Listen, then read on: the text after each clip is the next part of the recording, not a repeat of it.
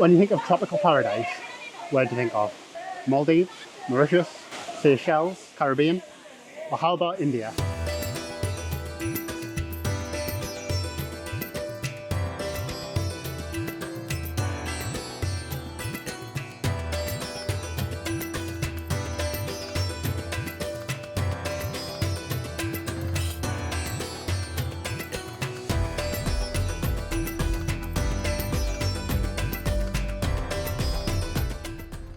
We're here in Goa.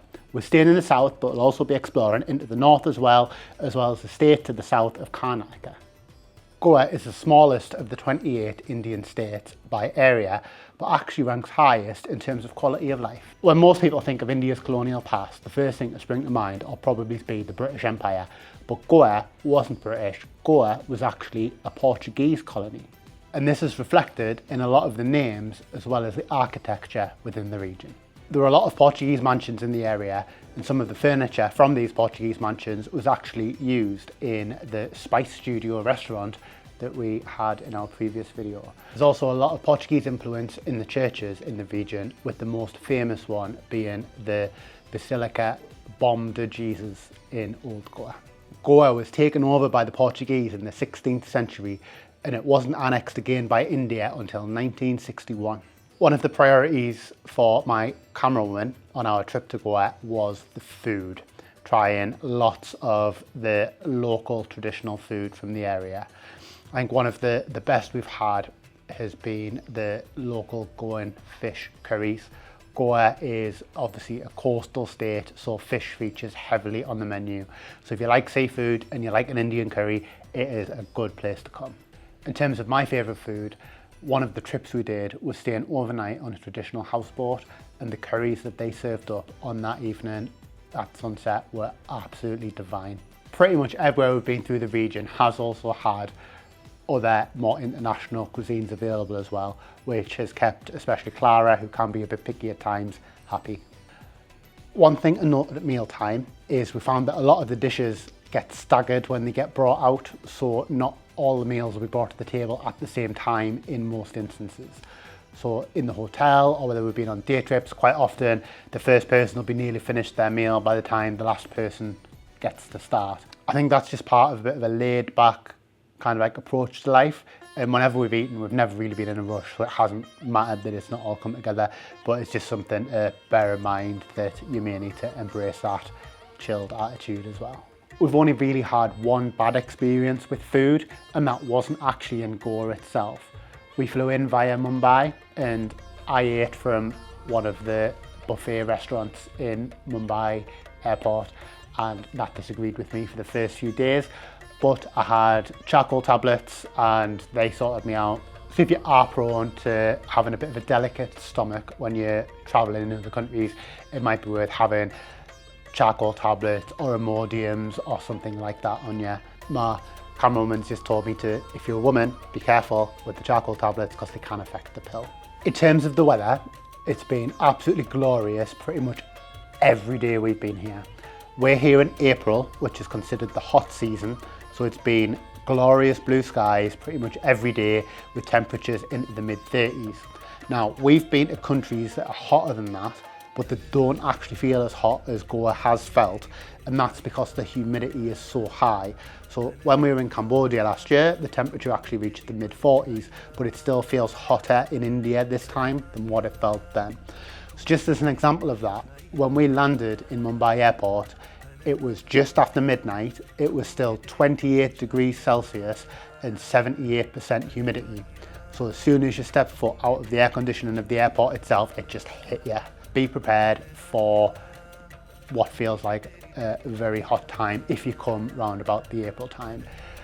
We're a couple of weeks away from monsoon season, so in the end of May, June, the rains will come for a few months. The best time to come in terms of cooler weather is the end of the monsoon season, so you're looking at probably September or October through to January-ish time when it's still cooler, but good weather and not the rainy season. I didn't know this until we came here, but India actually has a closed currency. You can take from the UK up to £250 worth of rupees per person into the country, which we did choose to do. However, the rates are much better once you're actually over here.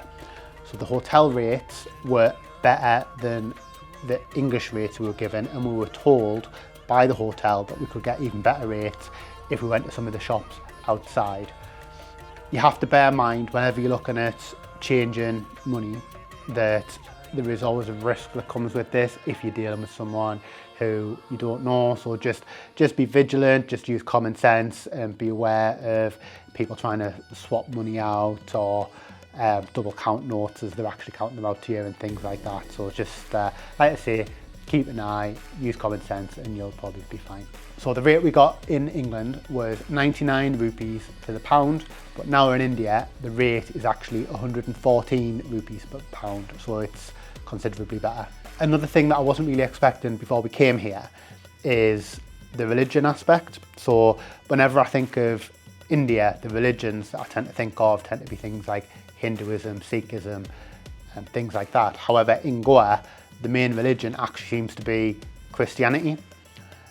There is still a lot of Hinduism as well, but Christianity seems to be the main one. There's lots of churches everywhere. We visited churches in the Fontanias, in Old Goa, and some of the trips we did, because we're here in April at Easter, were actually impacted by Easter closing times, such as trying to visit the State Museum of Goa that was actually closed for Good Friday. In Goa, you may see lots of animals. Expect to see a lot of cows because they're everywhere.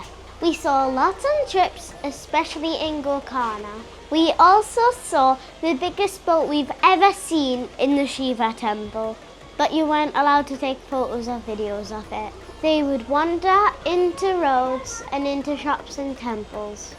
We even saw a bull having an argument with a tuk-tuk, but cows will generally have right of way.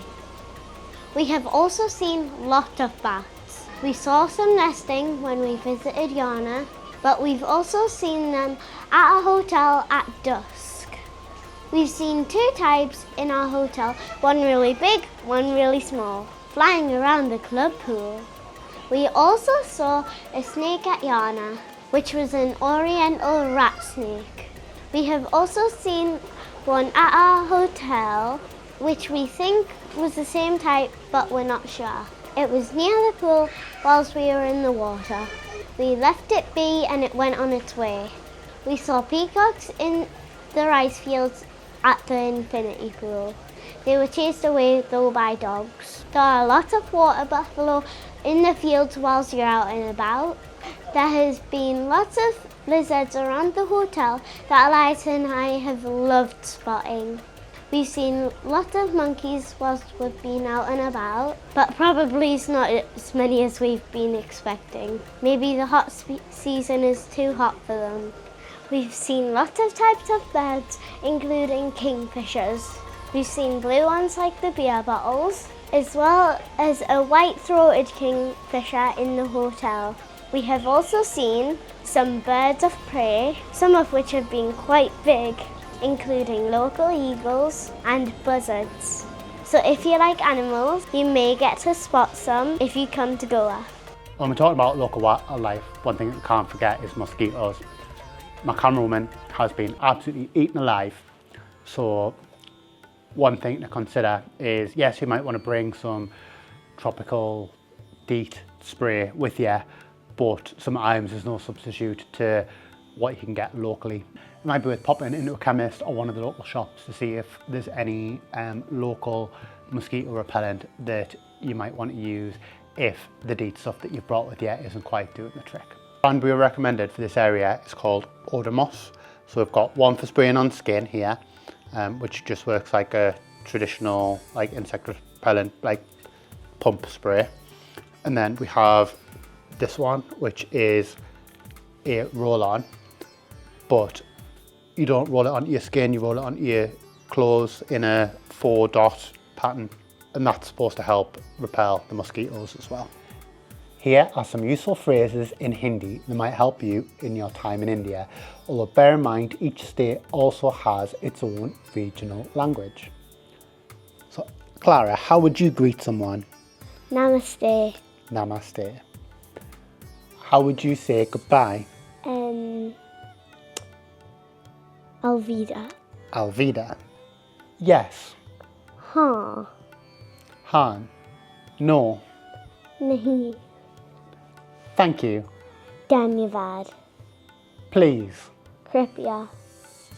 I don't understand. Main nahi samajhta. How much is it? Ye kitni kahe. The regional language for Goa is called Konkani. There do seem to be a lot of people in the hotel we're in who've come to South Goa either just for a fly and flop pool holiday or where they've done travelling around other parts of India and they've just come here for a bit of luxury afterwards. Now, whilst we've come just to South Goa, we also haven't necessarily come to just fly and flop either. We've also done lots of trips and excursions out and about. Each of the excursions that we've done will be in a subsequent video, so if you'd like to see what we've done in and around Goa, hit that subscribe button and make sure that you don't miss out. But this will include things like going to a Gonda fort, staying overnight on a houseboat, travelling south to Karnataka to see Yana and Gokana, seeing the Cabo de Rama fort, going and seeing waterfalls at Netravali Nature Reserve, and also visiting local spice plantations. So like I say, subscribe to make sure you don't miss out on some of our trips in the region. Although we've not chosen to do it, you can also do the Golden Triangle trips from here. We did price it up in the UK and it looked like it was going to be too expensive and take up too much time from what we planned to do in Goa. So we thought if we're going to do that, we would dedicate more time to it and come on a separate trip and return to India again in future. You can actually book these trips locally in India for much cheaper, where it's either done as a 2-day 1-night or a 3-day 2-night trip. And you can do them with companies such as Amazing Tours, which is who we did our houseboat trip with. So it's not necessarily as expensive or time consuming as we thought. So looking back on it now, it's something that maybe we wish we had done. And if we were going to do this again, we might have done one of the 1-night or 2-night trips to see Taj Mahal, Jaipur, and so on. Some of the trips that we did, in fact probably most of them, had lots of tourists there, but not really Western tourists. A lot of the tourists there were local. And what we found is, especially the 2 children, felt like celebrities. There were lots of people asking to meet the children, asking to have the photos taken with the children, especially when the local families had children themselves as well. So it was getting a photo of their children with our children, which was a little bit strange at first. But like I say, I think it led the children to feel a little bit celebrity-like. If you're thinking of coming to Goa and like us are intending to do some content creation whilst you're here, one of the things to bear in mind is the use of drones. Now, our drone is a relatively new tool in our content creation arsenal. So we're still not necessarily au fait with using it. We're still a bit slow at points. But one of the things that we found is there's places where you can't use the drone, but where it doesn't tell you that you can't use the drone. So when we've travelled to places like Bali and Cambodia and Sri Lanka in the past, whenever you've not been allowed to use a drone, there has been a sign, normally just saying something simple like no drone zone. We've not found that here. Some of the places we've gone to and the interior of places has no drone signs, but by which point we've already tried to fly the drone outside. In some places it does make sense not to have the drones. So when we were at Yana, for instance, there were protected honeybees, so obviously flying the drone could disturb them. We didn't know the honeybees when we first got there, and we got told to bring the drone down and we brought it straight back down. However, some places that we've been to where we've been told not to fly the drone and there's been no signage to say we can't, very much felt like the security guards or people there were wanting us to sort of like pay them for using it and like having a little bit of a backhander to just let them put the drone up anyway. And not knowing the rules and stuff of the area and being very conscious of that, we just decided not to fly the drone anyway. If we were told not to fly it, we just didn't fly it, didn't try and argue or anything like that, and just carried on with our sort of like handheld recording devices. But like I say, just to bear in mind, if you come in to create content, you bring in a drone, they don't always have signs where you're not supposed to use them. Some of the trips that we did took us into North Goa. Now, when we were looking at Goa, there seemed to be very much a north versus south element to the state. Is North Goa better, is South Goa better? When we were in North Goa, everywhere we went was busier. The beaches were busier, there were more beach shacks that were closer together. There seemed to be much more of like a, not necessarily party vibe, but it definitely seemed to be livelier. Now for us, that just reinforced that we'd made the right decision to go to South Goa, because it's much more laid back, much more chilled. But if you want more of that lively atmosphere, North Goa might be right for you. Before we came to Goa, one of the things that we were worried about was the visa applications, because we'd heard they can be a little bit of a nightmare to fill in. So it did take a while to do each one. So if you're doing a visa application for yourself, I would set aside at least 20 minutes with a stable internet connection and try on whatever device you're doing it to not get timed out, because the timeout happens after only about 30 seconds of inactivity. So make sure you keep the page moving that you're on, because if you get timed out, you basically have to start all over again. We found that this was much easier to do on an actual computer or laptop rather than trying to do it on a mobile device. You do need to make sure that before you start, you have the photo ready, which is already compressed to a very small file size. In terms of getting to Goa from the UK, we flew via Charles de Gaulle and Mumbai. This was because we live in the north of England. If you live in the south, it might be worth considering flying from London, because some of the London airports, like Gatwick, do a direct flight straight into Goa, so you don't need to do any layovers. However, for us, the layover timings were better to take 2 layovers in Paris and Mumbai rather than just taking 1 layover in London. It meant that the timings for getting here, in terms of time of day, were more beneficial. Today we're going to India. We'll take 3 planes.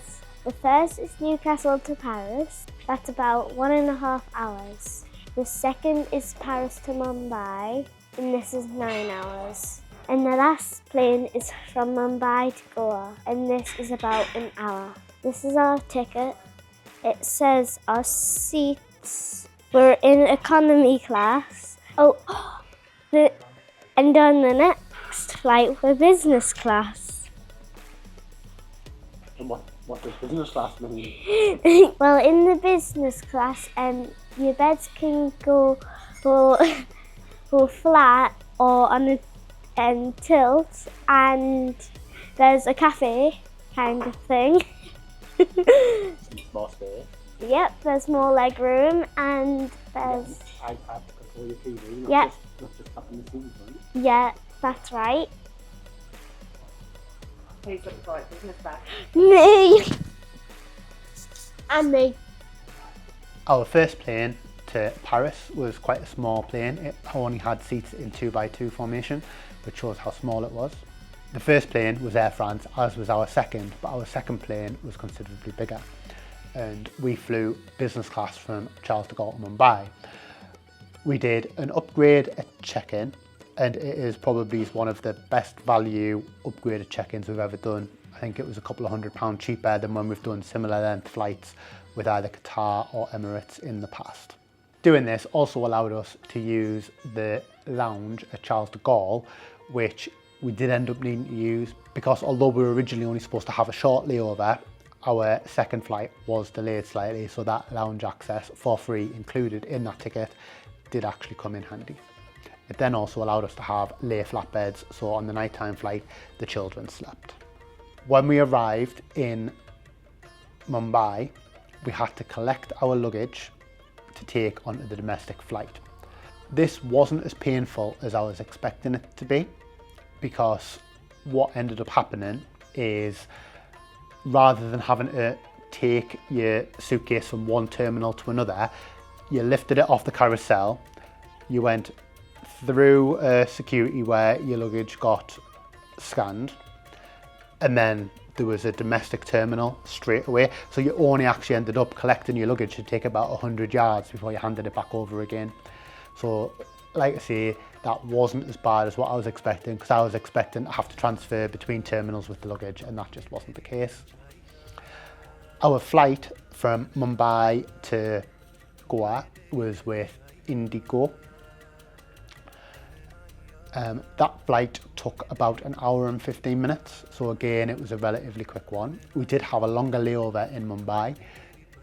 I would advise against eating from the buffet if you're in the domestic terminal of Mumbai airport, because that did not agree with my stomach.